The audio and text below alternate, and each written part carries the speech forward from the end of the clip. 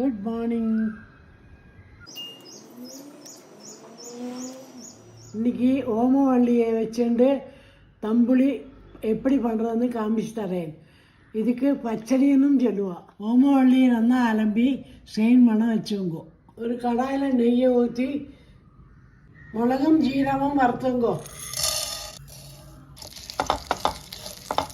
மிளகு வடிக்கிறோன்னே இலையை போட்டு வதக்கிங்கோ.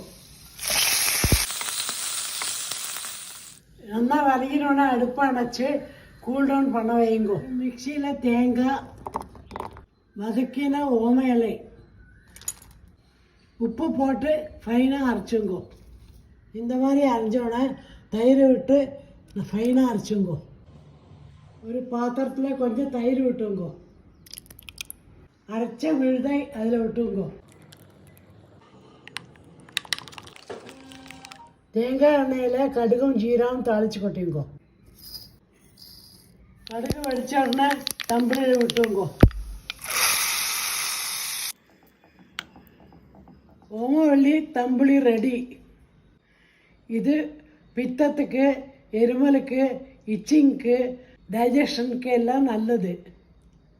நீங்களும் ட்ரை பண்ணி எப்படிக்கு சொல்லுங்க. பாய்.